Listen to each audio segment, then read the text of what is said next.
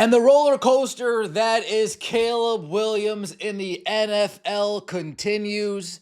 Last week, we talked about Colin Cowherd and Nick Wright maybe jumping off the Caleb Williams bandwagon. I've never been on it, but those two sure were at the forefront of Caleb Williams is going to be a superstar in this league. Nick Wright even going as far, jumping off a ledge, saying Caleb Williams was going to bring a Lombardi trophy to Chicago, ... His rookie season is what Nick Wright said. And then after last week, they seem to have their doubts. But this past Sunday, against the Cincinnati Bengals, the shootout between Joe Flacco and Caleb Williams has people back on the Caleb Williams bandwagon. Caleb Williams throwing 20 for 34, 280 yards, 3 touchdowns, no picks, 5 rushes, 53 yards. Colin Cowherd, what do you got to say now?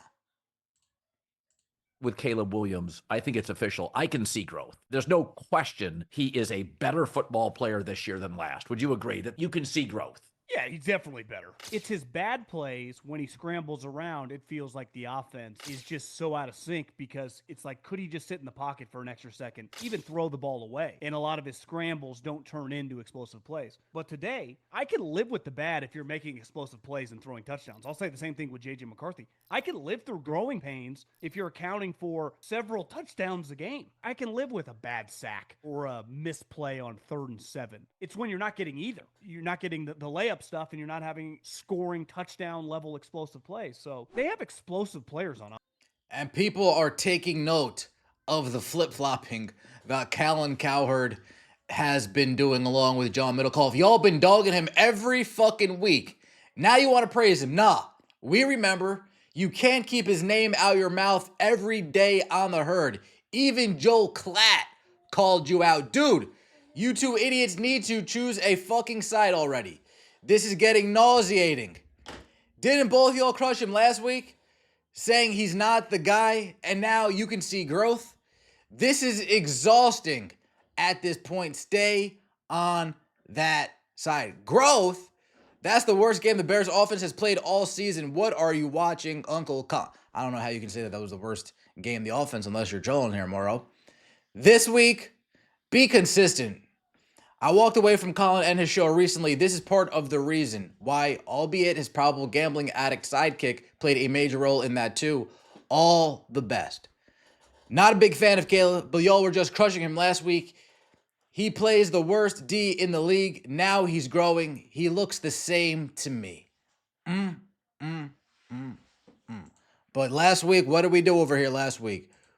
It was Colin Cowherd and Nick Wright. What were they saying on First Things First the Monday after? Is up on Caleb Williams and his undeniable talent. There's no question that Cincinnati's defense is a part of it, and there's no question that these guys are going to mock me for the chart here and the stat that we're using. Fantasy points? Here's the reason it's fantasy points, Nick. Here's the reason, okay? I understand that, listen, I don't even have him on. Hold on. We're using fantasy points to dictate how good or how bad of a season a player is having. This is low, even for you, Danny Perkins.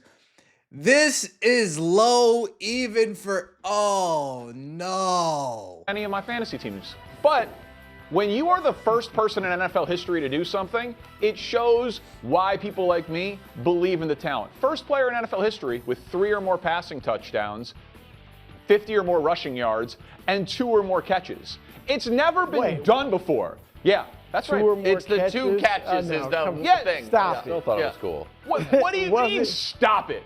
The guy had 2 catches. Who cares about the catches from a quarterback? Yeah, Caleb Williams had 2 catches against the Bengals. One of them being a receiving touchdown, believe it or not. So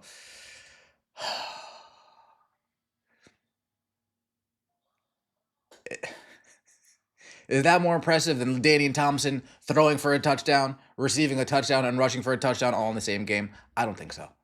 If you were around for LaDainian Thompson, with the Chargers, dude was a different type of beast. A different type of animal. I don't know if we have anybody in the league like that today. Undeniable athlete. He's an undeniable talent. He is a great athlete. Has 3 game go-ahead fourth quarter drives in the last 5 games. His fourth quarter passer rating is the best of any quarter that he plays in. In their last 6 wins, he has a fourth quarter go-ahead drive in 4 of the 6 of them. The kid is getting better, Brew. He is. It's undeniable how good, that his ceiling is limitless. He's not there yet. He's not I think at you're his going ceiling. a little far. Look nice step in the right direction. But 5 words just to bring it down a notch. Carson Wentz and Justin Fields. That's 5 words.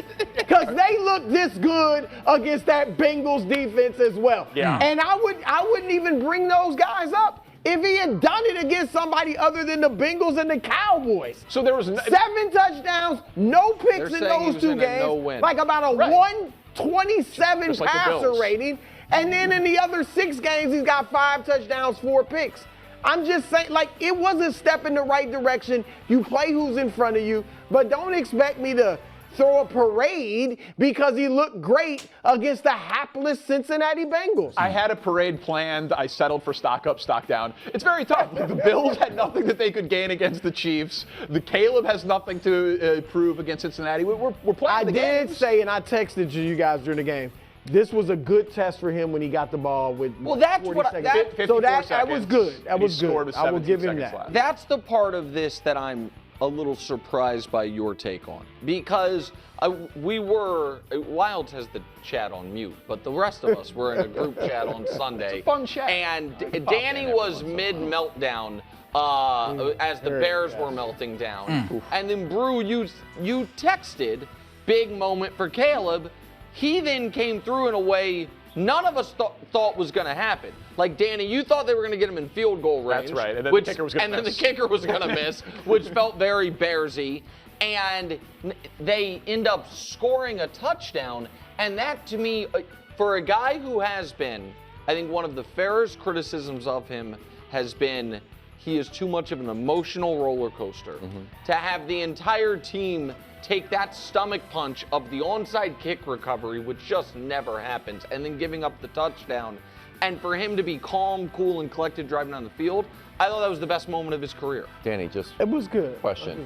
Were you worried about the Bears' special teams and defense for giving up 42 points? Listen, the defense, their secondary is so injured that it's one of the worst special teams games I've ever seen.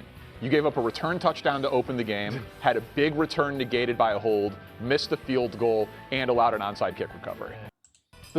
Now, that's the thing with the NFL when it comes to what Colin Cowherd said, when it comes to what Nick Wright said. That's the one thing where it's hard to listen to these guys day in and day out, week in and week out. But they only play 17 games, so I can understand the overreactions and the reactions. They play good one day, you're all aboard. They play bad the next game, you're off the bandwagon. They play good again. Oh, I jumped off the bandwagon too quickly. He has another bad game. Oh, I'm back off the bandwagon. I understand with the minimal amount of games that are played in the NFL that it's a little bit more reasonable. You know, you have these guys on ESPN do the same thing for the NBA. Same thing for Major League Baseball. You see that. So with the NFL, I can understand.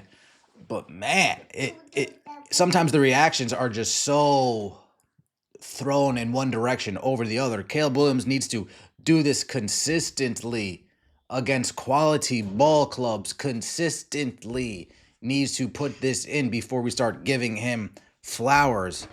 Anybody can go up against the Cincinnati Bengals and look like that, as Nick Wright said, as Chris Broussard said, Justin Fields, Carson Wentz with the Vikings. So let me know what you guys think in the comment section below. Was it a good game for Caleb Williams? I thought he played a good game. Am I willing to say I was wrong about everything I've ever said about Caleb Williams and everything I've ever, all the tape that I've watched and watching him in person against Michael Penix? No, I'm not going to take that back. I need to be proven wrong, not just a good game here, a good game there, a good game here, a good game there. Coming back. There's a reason why you're always coming back. It's because you're always losing, because you're not performing in the first 3 quarters or in the middle part of the game. Let me know what you guys think in the comment section below. I appreciate the support. Like the video, subscribe. See you later. Peace.